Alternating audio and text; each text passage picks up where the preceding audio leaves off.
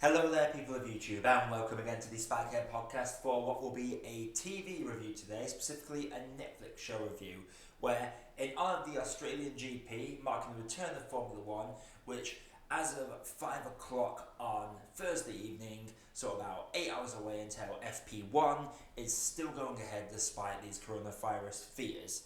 So, to honour that, I will be reviewing Drive to Survive Season 2, the Netflix original series that follows the behind the scenes of Formula One and the personalities involved. Now, as a kid, I grew up with Formula One. I watched it predominantly between 03 and 07, around the time Alonso took over and Schumacher retired. Came back into it when Schumacher came in for Mercedes around 2010. I saw Vettel's first couple of world titles. Then I dropped off for a bit because the sport just got boring to me. It was the same people winning over and over and over again. Hypocritical of me, I know, because I was a Schumacher fan. He won all the time. But even so, I dropped off for a while. But thanks to Drive to Survive Season 1, it allowed me to jump back into the sport last season. I had been loosely following it from 2017, 2016. I definitely remember following it briefly during the Rosberg-Hamilton season, which, from what I saw of it, was great. But I couldn't really dive into the season properly because I didn't have a clue who most of these drivers were. I recognised Hamilton, Vettel and Raikkonen, and that was about it. Oh, Hülkenberg as well. I did recognise him purely because I used to watch the A1 GP, and Hülkenberg won it for Germany way back in season 2, I think. It was like 05, 06. But I digress there. Long story short, I didn't know who these drivers were. I knew the teams, didn't know the faces, didn't know who to get behind. I've never been a big fan of Hamilton. So, Drive to Survive, I have to thank for getting me back into the sport, because what Drive to Survive does is it adds more personality. There's none of this PR in front of the cameras for the sports and sponsors. It's all about who these people are as individuals, the mechanics working behind the scenes. That just basically sums it up, the fact that these small characters that you don't really see that much of in the sport outside of the track, you get to see more into their personalities. And Season 2 picks up where this one left off, following the 2019 season, which I did follow from start to finish. I did unfortunately miss 2 races because of work, one of which was the infamous German GP, which I was gutted to miss because I've heard that race was amazing. I've still got to watch the replay of it, but I digress. So what I really like about Drive to Survive, as I said, is it brings personality to the drivers, and the fact that this season involved more heavily with Red Bull, Ferrari and Mercedes, whereas last season it was all midfield and backmarker teams. I thought it was really good to introduce these elements. The season does have its ups and downs, I will be honest, but the first episode and last episode aren't particularly focused on any particular person. First episode definitely, because it's all about drivers coming back, catching us up with what went on last season. So that whole first episode is filled with recapping the entire season. Episode 2, we get a classic Haas dynamic with Grosjean and Magnussen and the boss that I would not want to piss off, Gunther.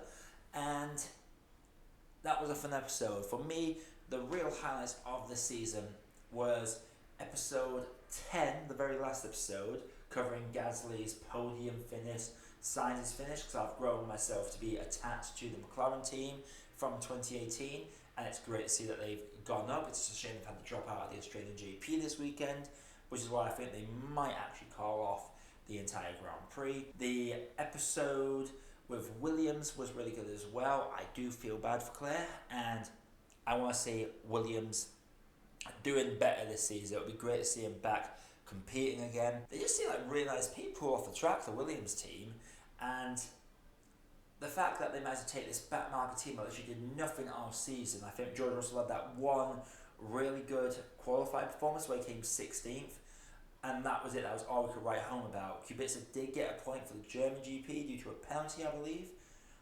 But as far as I'm concerned, that's all Williams really did. They were mainly known for their early season fiascos that are covered in the 9th episode.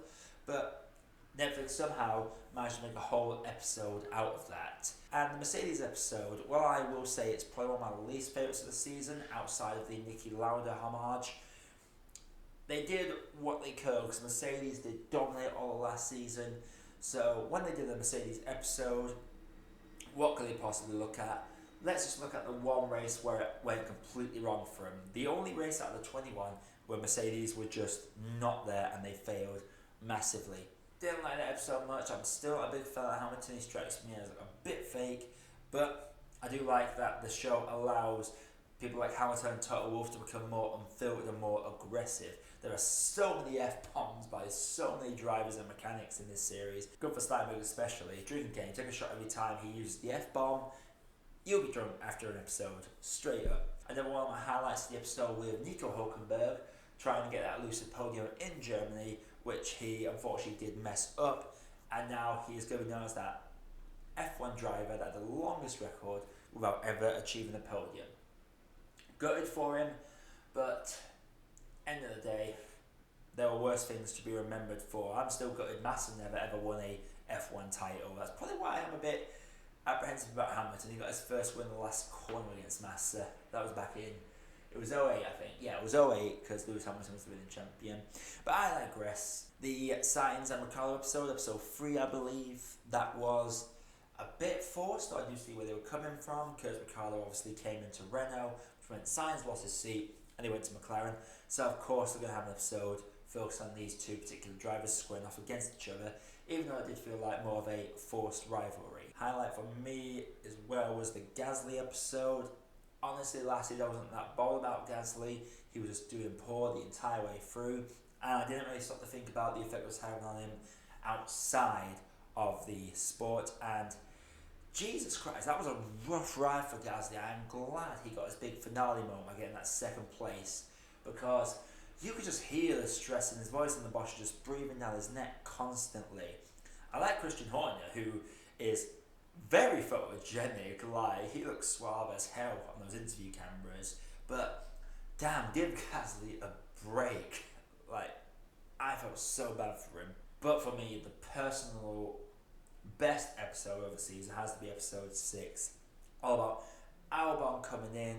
The scene where an interviewer is trying to press Albon about his mum, and his spokesperson, I believe it is, just shuts him down and says, look, talk about another day, looking after his driver.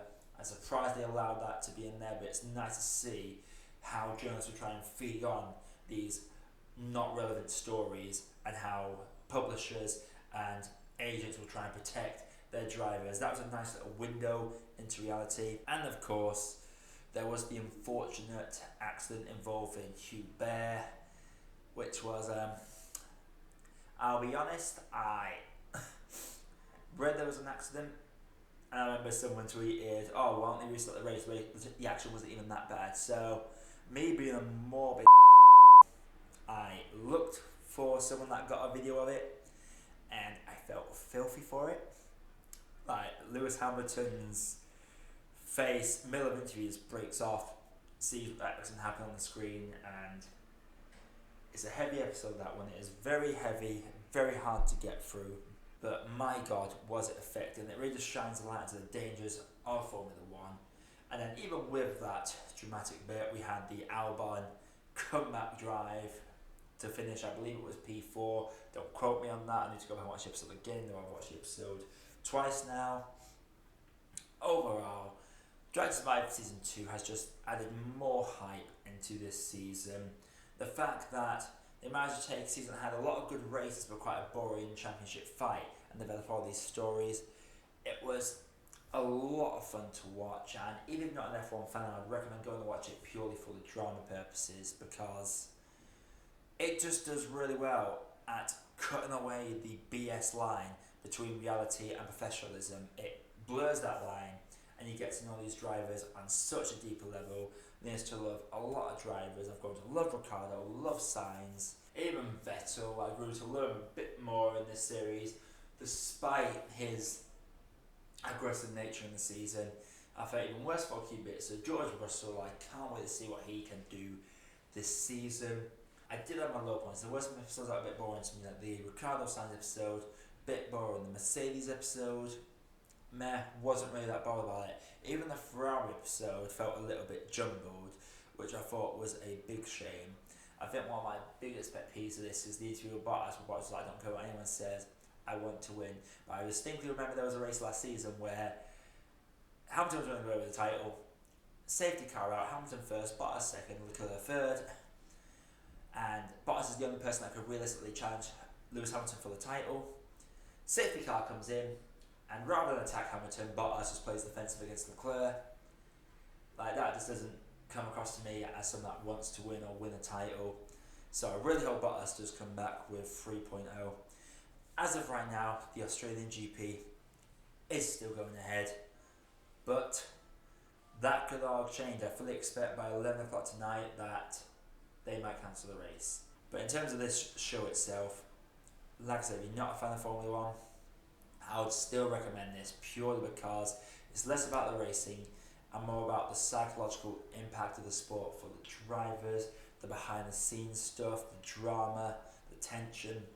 It just works in a neat package, and I'm so glad that Formula 1 allows Netflix to actually go and get into these personal, private conversations. It makes for great television, and as far as I'm aware, it seems that the F1 drivers enjoy it as well, so that's always a plus.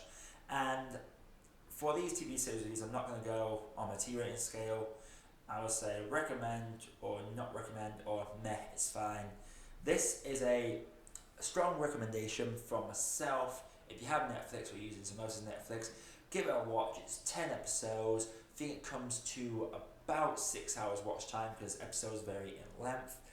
But here's looking forward to hopefully a good season before the regulation changes next season. Anyway guys, if you do like what I do on this channel, then please feel free to drop a like and hit that subscribe button for more reviews coming all the time. Coming up over the next week, I'll probably start reviewing more older films rather than new releases. So I'm going to start doing some older films. Probably Green Scoots coming next, but I'll keep you posted. Follow me on socials for that, and check out my letterbox as I'll be typing up some reviews of some films I've not reviewed yet that I don't see the demand for on YouTube at the moment.